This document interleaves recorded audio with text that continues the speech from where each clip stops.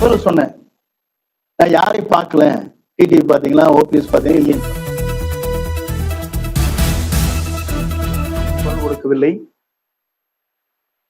ஆனால் இன்றைக்கு முக்குளத்தோருடைய தேவர் திருமகனாருடைய அந்த விழாவுக்கு சென்ற போது அங்கேதான் எல்லோரையும் சந்திக்க முடியும் என்ற நோக்கத்தோடு தான் சென்றேன். நான் முதல்ல சொன்னேன், நான் யாரையும் பார்க்கல, டிடிவி பாத்தீங்களா, ஓபிஎஸ் பாத்தீங்களா இல்லைன்னு சொன்னேன். இல்ல பார்த்தாரு, நாங்க இவங்களதான். நான் ஹோம் மினிஸ்டர் பார்த்தேன்னு சொன்னேன். அவர் எங்கேயா போய் பார்க்கிறாரு?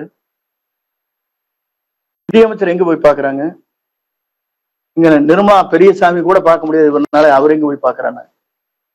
எதற்காக சொல்லி என்று சொன்னால், அழைத்தார்கள், சென்றேன், பார்த்தேன் என்று சொன்னாலும் கூட இல்லை என்று சொன்னார்கள். பார்க்கவே இல்லை என்று சொன்னாலும் பார்த்தார் என்று சொன்னார். இதுதான் அவர்களுக்கும் இருக்கிற முரண்பாடு என்பதை நான் தெரிவித்துக் கொள்கிறேன். அதோடு மட்டுமல்ல, இன்றைக்கு இவர் ஆட்சியை நடத்தவில்லை, இவர் கட்சியை நடத்துவதை காட்டிலும் இவர் மகன், இவருடைய மாப்பிள்ளை, இவருடைய மருமகன், இந்த அக்கா மகன் தான் இன்றைக்கு பல்வேறு கருத்துக்களை சொல்லி உங்களுக்கு தெரியும்.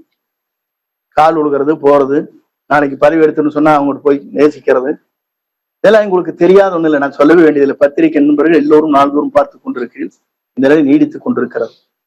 அப்படி என்றால் அந்த இயக்கத்திற்காக தியாகம் செய்தவர்கள், இந்த இயக்கமே உயிரென்று நேசித்தவர்கள், சாதாரண இந்த இயக்கத்தை பற்றி தெரியாத இடத்திலே சென்று மண்டியிட வேண்டிய காலம் இன்றைக்கு உருவாக்கப்பட்டிருக்கிறது என்பதை நான் இந்த நேரத்தை தெரிவித்துக் கொள்கிறேன். நன்றி, வணக்கம்.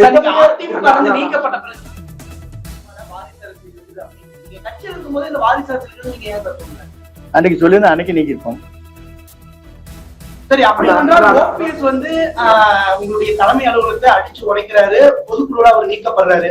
அதுக்கப்புறம் நீங்களே தான் வெளியில செய்தியாளர் சந்திப்பீங்கன்னா சொல்றீங்கன்னா அவர் செய்தது தவறு அப்படின்னு சொல்றீங்க. ஆனா இப்ப அவர் செய்தது தவறு இல்ல அப்படின்னு சொல்றீங்க. இல்ல நான் அதற்குள்ளே போக விரும்பவில்லை. நான் சொல்லி நீங்க சொன்ன கேள்வி பதில் சொல்ல கொடுங்க ப்ளீஸ். நீங்க கேட்கறீங்களா எனக்கு தெரியுங்க. தயவுசெய்து ஒரு நிமிஷம் ஒவ்வொருத்தரும் கேளுங்க, உணர்ச்சி வசப்படாதீங்க. அந்த பொறுமையை சொல்லணும். இவர் கேட்ட கேள்வி எந்த அன்னைக்கு நான் சொன்னேன்? அவர் உள்ள பொதுக்குழு நான் சொல்லியிருக்கேன்னா? இல்ல நான் சொல்லவே இல்லை, எப்பவுமே சொல்ல. நீங்க முதல்ல இருங்க, நீங்க இருங்க, நீங்க ஏதோ டேப் எடுத்து சொல்லக்கூடாது. நான் எந்த கருத்தையும் வந்திருக்கு பரிமாறவில்லை அன்றைய நிலை, புரியுதுங்களா? இல்ல நீங்க சொல்லுங்க. இல்ல செய்யக்கூடாது அப்படின்னு சொன்ன ரைட்டு, ஓகே. ஆனா என்னுடைய ஒரே கேள்வி, இருங்க ஆஃப் பண்ணுங்க. என்னுடைய ஒரே கேள்வி, 1975 இந்த இயக்கத்திற்காக ஒரு பைலா போடப்பட்டது. பைலாவில் 43 பேராகிராஃபில் எந்த காலகட்டத்திலும் தொண்டரால் தேர்ந்தெடுக்கப்படுகிற அந்த விதிகளை மாற்றக்கூடாது என்று இந்த இயக்கத்தை உருவாக்கிய எந்த தலைவர் உருவாக்கினாரோ அதையே சுக்குநூறாக உடைக்கப்பட்டிருக்கிறது, இதயத்தை பிளக்கப்பட்டிருக்கிறது என்பதை நீங்க புரிந்து கொண்டிருக்கிறீர்களா இல்லையா? அதிமுக கட்சியினுடைய சின்னங்களை பயன்படுத்தக்கூடாதுன்னு சொல்லி அவங்க ஒரு அன்னைக்கு புகார் கொடுத்துருக்காங்க. இப்ப டிடிவி அவர்கள் தனி கட்சியில இருக்காரு. நீங்கள் தொண்டர்கள் உரிமை மீட்பு குழு அந்த குழுவை மறுபடியும் முன்னிட்டு கொண்டு போறீங்களா இல்ல தனி கட்சி பொறுத்துன்னு பார்க்க எடப்பாடி பழனிசாமிக்கு தொடர்பு இருக்குது நீங்க சந்தேகப்படுறீங்களா? குற்றச்சாட்டு இல்ல, என்னை பொறுத்த யார் குற்றவாளி என்பதை தெரிந்து கொள்ள வேண்டும் இந்த நாடு என்பதுதான். அதற்கேன் குரல் கொடுக்கவில்லை என்பதுதான். எல்லாம் சாதாரண ஒரு பெண் வீட்டு வேலை செய்கிற அந்த பெண்ணுக்கு கொடுக்கிற சிபிஐ வேண்டும் என்று குரல் கொடுக்கிறாரே, நம்மை காப்பாற்றி நம்மளை அடையாளம் காட்டி இவ்வளவு வளர்ச்சி உருவாக்கி இருக்கிற அம்மா வளர்ந்த இந்த இடத்தில் இது போன்ற நிலை ஏற்பட்டிருக்கிறதே, இதற்காக ஏன் சிபிஐ வேண்டும் என்று கேட்கவில்லை என்பதுதான் என்னுடைய கேள்வி. அதெல்லாம் நான் என்னைக்கும் சொன்னவே இல்லையே. அவர் சொல்றதுல அவர்கிட்ட கேட்கணும். இல்ல நான் சொல்றது அவர்கிட்ட கேட்க வேண்டிய கேள்வி எங்கிட்ட கேட்கணும். இல்ல இருங்க, அவர் ஒவ்வொருத்தரும் ஒரு கருத்து சொல்லுவாங்க.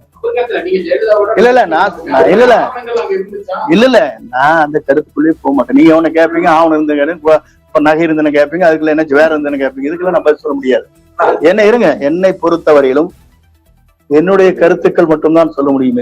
ஜனநாயக ரீதியாக ஒவ்வொரு கருத்துக்கள் சொல்வதற்கு நீங்கள் கேள்வி கேட்க இயலாது. அதற்கு என்னால் பதில் சொல்ல முடியாது. இல்லை, என்னை பொறுத்தவரையிலும் நாங்கள் 6 பேர் சென்றோம். பிஜேபி இணைக்கப்பட வேண்டும் சொன்னோம். வெளியேற்றுவதில் மீண்டும் நம் கழகத்தில் இணைக்கப்பட வேண்டும் என்று சொல்லி அங்கே என்ன நடைபெற்றது என்பது நான் வெளியே சொல்ல விரும்பவில்லை. ஆனால் அந்த அளவிற்கு வேகமான சொற்கள் அங்கே ஏற்பட்டது என்பது நாடறியும். ஆனால் என்னை பொறுத்தவரையிலும் என்னை அழைத்தவர்கள் பிஜேபி தான். அழைத்து இரு இயக்கங்களையும் ஒன்று இணைக்கப்பட வேண்டும் என்று கூறியதும் அவர்தான். நானும் அதையே தான் சொன்னேன். இயக்கம் ஒன்றிணைக்கப்பட வேண்டும். உங்களை விட்டால் எங்களுக்கு வேறு வழி இல்லை, எங்களை விட்டால் உங்களுக்கும் மாற்று இல்லை. ஆகவே எங்களை தமிழ்நாட்டுடைய அரியணை அமர்த்துவதற்கு நீங்கள் தயாராக இருக்க வேண்டும். 2029 உங்களுக்கு உங்கள் தேவைகளை பூர்த்தி செய்வதற்கு மேலே இருக்கிற உயர்மட்டத்தை சார்ந்தவரோடு கலந்து பேசி அந்த முடிவுகளை மேற்கொள்ளலாம் என்றுதான் சொன்னேனே தவிர என்னை வைத்துக் கொண்டு பிரிவினை நாடுவதற்காக அவர்கள் என்றைக்கும் அந்த வார்த்தையை சொல்லவில்லை.